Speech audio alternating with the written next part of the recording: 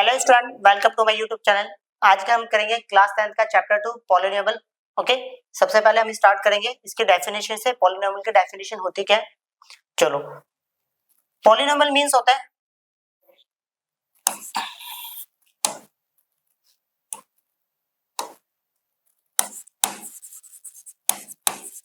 Variable power, जिसको बोला जाता है डिग्री। पावर ही लिख देते हैं। Should be a whole number.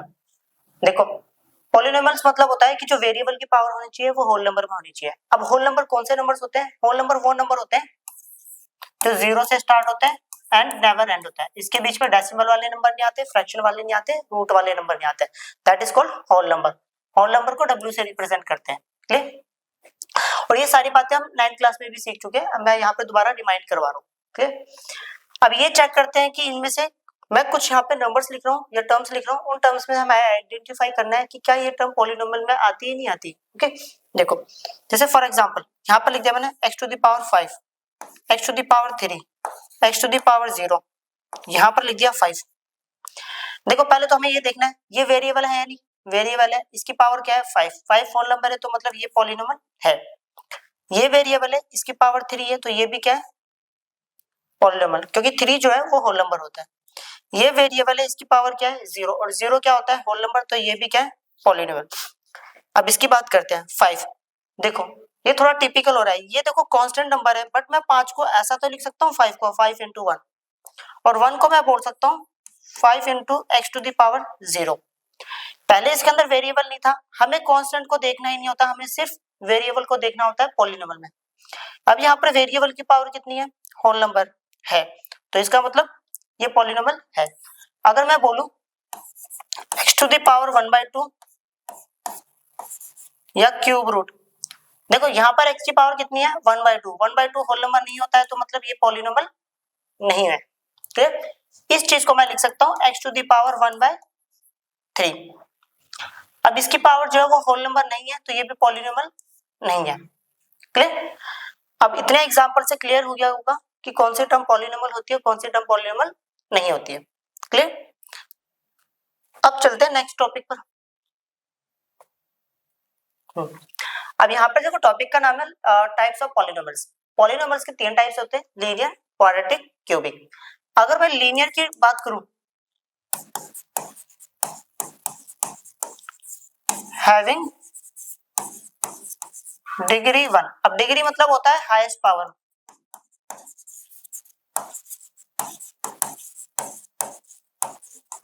Linear polynomial वो पॉलिनोमियल होता है जहां पर हाईएस्ट पावर होती है वेरिएबल की, वो कितनी होनी चाहिए? 1 होनी चाहिए। क्लियर? अगर मैं क्वाड्रेटिक की बात करूं, क्वाड्रेटिक पॉलिनोमियल वो पॉलिनोमियल होता है जिसकी हाईएस्ट डिग्री कितनी होनी चाहिए वेरिएबल की? Having degree 2। सबसे बड़ी पावर वेरिएबल की जो होनी चाहिए वो 2 होनी चाहिए। अगर मैं क्यूबिक पॉलिनोमियल की बात करूं, तो यहां पर जो है हैविंग डिग्री 3। क्लियर? तो इस पॉलिनोमियल को बोला जाता है क्यूबिक पॉलिनोमियल। अगर मैं लीनियर पॉलिनोमियल की बात करूं, लीनियर जो पॉलिनोमियल होता है उसका स्टैंडर्ड या जनरल फॉर्म जो होता है वो होता है ax plus by plus c equal to 0। ये लीनियर इक्वेशन इन 2 वेरिएबल हो गया। अगर आप चाहते हो कि लीनियर इक्वेशन इन 1 वेरिएबल की बात करूं, तो ax प्लस b, ओके, या इक्वल टू c बोल सकते हो। बेसिकली हमारे सिलेबस में लीनियर इक्वेशन इन 2 वेरिएबल होता है। ओके, ये 9th क्लास में होता है लीनियर इक्वेशन इन 1 वेरिएबल, तो मैंने इतना लिख दिया। कहने का मतलब है यहाँ पर देखो वेरिएबल क्या है? x और y। और एक छोटी सी बात, a not equal to 0 where a b c are real number. Clear?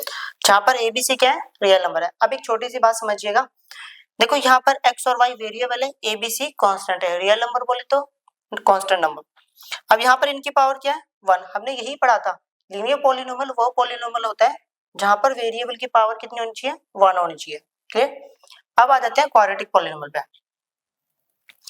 Quadratic polynomial का जो जनरल या स्टैंडर्ड फॉर्म बोल सकते हैं वो आप ये होता है ax square plus bx plus c और इक्वल टू में 0 where a not equal to 0 where a b c are real number, जहां पर एबीसी क्या है, रियल नंबर है। देखो मैंने यहाँ पर लिखा है क्वाड्रेटिक पॉलिनोमियल वो पॉलिनोमियल होता है जिसको हम इस वाली फॉर्म में लिख पाए, ओके, जहां पर ए की वैल्यू 0 नहीं होनी चाहिए, ए बी सी हमारे कोई रियल नंबर होनी चाहिए। अब देखो मैंने यहाँ पर लिखा है ए की वैल्यू 0 नहीं होनी चाहिए। अगर इन केस में ए की वैल्यू 0 ले लेता हूँ तो होगा क्या? कहने का मतलब है अगर मैं ए के प्लेस पे 0 रख देता हूँ, 0 multiply by this number we will get this, मतलब ये चीज खत्म हो जाएगी। अब ये खत्म होने का मतलब क्या है कि ये किस चीज में चेंज हो गया, ये लीनियर पॉलिनोमियल में चेंज हो जाएगा। तो इसलिए यहाँ पर कंडीशन रखी गई है कि ए की वैल्यू हम 0 नहीं ले सकते। अगर 0 ले लेते हैं तो ये जो क्वाड्रेटिक पॉलिनोमियल है ये क्या बन जाएगा, हमारा लीनियर पॉलिनोमियल बन जाएगा। क्लियर? अब आ जाते हैं क्यूबिक पॉलिनोमियल पर। अब क्यूबिक जो पॉलिनोमियल होता है उसका जनरल फॉर्म होता है ax cube plus b x square plus c x plus d equal to 0, a not equal to 0 where a b c and d are real number, जहां पर a b c और d क्या है, real number. देखो यहाँ पर भी condition लगाई गई है कि a की वैल्यू हमारी 0 नहीं हो सकती। अगर इन केस में a की वैल्यू 0 ले लेता हूं तो 0 multiply by this number we will get 0। अगर ये 0 हो गया तो ये पूरी इक्वेशन क्या बन गई, क्वाड्रेटिक इक्वेशन में चेंज हो जाएगा। मतलब फिर ये क्यूबिक पॉलिनोमियल नहीं कहलाया जाएगा, ये क्वाड्रेटिक पॉलिनोमियल कहलाया जाएगा। क्लियर? ये वाला टॉपिक भी हमारा कंप्लीट हो गया। अब चलते हैं नेक्स्ट टॉपिक पर। अब यहाँ पे देखो टॉपिक का नाम है शेप्स ऑफ पॉलिनोमियल। जो लीनियर पॉलिनोमियल होता है उसका जो शेप होता है ना वो होता है स्ट्रेट लाइन।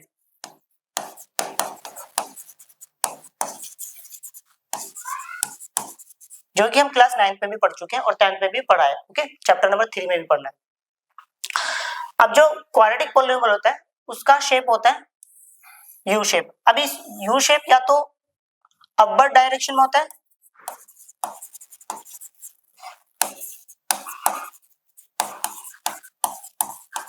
या डाउनवर्ड डायरेक्शन में होता है।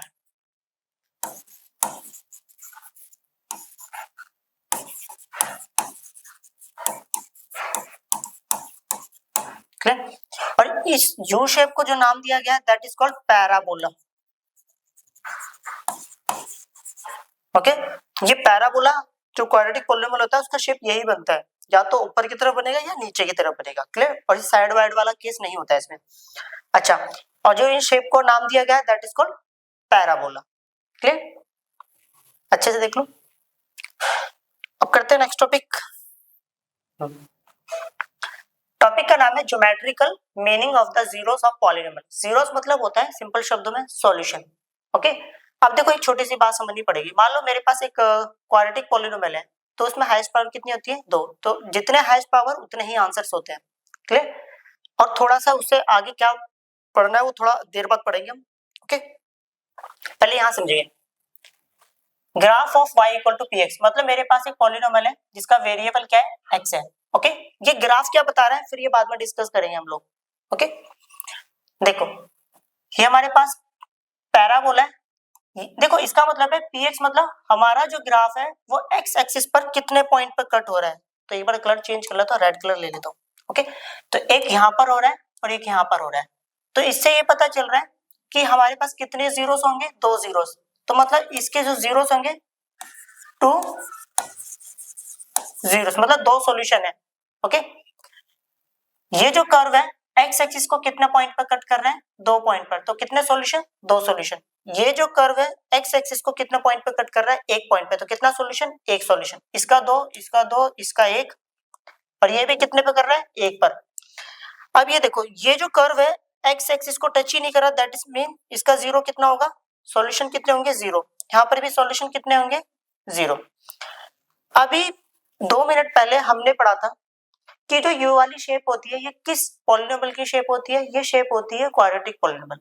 तो हमने देखा कि क्वाड्रेटिक पॉलिनोमियल के अलग अलग टाइप्स के ग्राफ पढ़ लिए, अपवर्ड डायरेक्शन में भी, डाउनवर्ड डायरेक्शन में भी, और ये भी देखा था कि कोई क्वाड्रेटिक पॉलिनोमियल 2 पॉइंट पे भी किसी एक्स एक्सिस को 2 पॉइंट पे भी उसका जो कर्व होता है वो टच कर सकता है, एक पॉइंट पे भी एक्स एक्सिस को टच कर सकता है, या टच करेगा ही नहीं।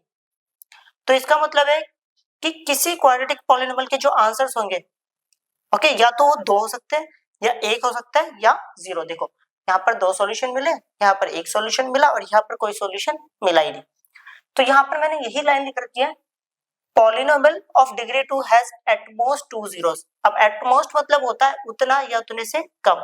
इसका मतलब हो गया कि एक पॉलिनोमियल है जिसकी डिग्री 2 है, डिग्री 2 बोले तो क्वाड्रेटिक पॉलिनोमियल, तो उसके जो आंसर्स होंगे या तो 2 होगा, या 1 होगा, या कोई आंसर होगा ही नहीं। ओके, अगर इन केस मेरे पास कोई पॉलिनोमियल है उसकी डिग्री 3 हो तो उसके आंसर्स कितने होंगे, एट मोस्ट 3 होंगे। ओके, ये आया था एग्जाम में 1 नंबर का क्वेश्चन। तो इसका मतलब है अगर क्यूबिक पॉलिनोमियल है तो उसके आंसर्स या तो 3 होंगे, या 2 होंगे, या 1 होगा, या होगा ही नहीं। ओके, चलो मैंने लिख भी रखा है remark, in general given a polynomial px of degree n। मान लो कोई पॉलिनोमियल है जिसकी डिग्री कितनी है n, ओके, n पावर का कोई पॉलिनोमियल है। The graph of y equal to px intersect the x axis at most n points. तो वो कितने पॉइंट्स पे x एक्सिस को कट करेगा, एट मोस्ट n पॉइंट्स पे। Therefore a polynomial px of degree n has at most n zeros। यही पढ़ा है, अगर कोई पॉलिनोमियल है उसकी डिग्री n है तो जो उसके आंसर्स होंगे एटमोस्ट n होंगे, एटमोस्ट मतलब उतने या उतने से कम। क्लियर? अब बढ़ते हैं नेक्स्ट टॉपिक पर। देखो अभी ये देखो, ये टॉपिक हमने पीछे भी थोड़ा सा पढ़ लिया, तो दोबारा यहाँ पर डिस्कस कर लेते हैं।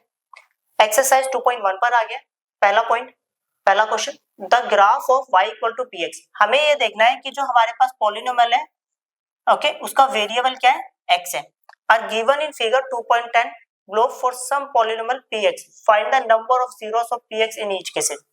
अब हमें ये बताना है कि जो हमारा ग्राफ है वो x एक्सिस पर कितने पॉइंट पे कट कर रहा है, ओके, जितने पॉइंट पे कट करेगा वही उसका सॉल्यूशन होगा।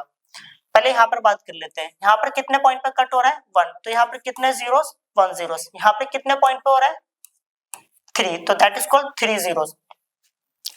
ये जो ग्राफ है x एक्सिस पर कितने पॉइंट पे कट कर रहा है, 2, तो दैट इज कॉल्ड 2 zeros। यहाँ पर कितने पर, 1 2 3 4, 4 zeros। यहाँ पर 1 2 3, तो 3 zeros। अब हमें ये देखना है, ये जो हमारा कर्व है, सॉरी लाइन है, स्ट्रेट लाइन है, ये x एक्सिस पे कितने पॉइंट पे कट कर रहा है, x एक्सिस को कट ही नहीं कर रहा है, तो यहाँ किसको कट कर रहा है, ये y एक्सिस को, तो इसलिए इसका आंसर कितना है, 0। क्लियर?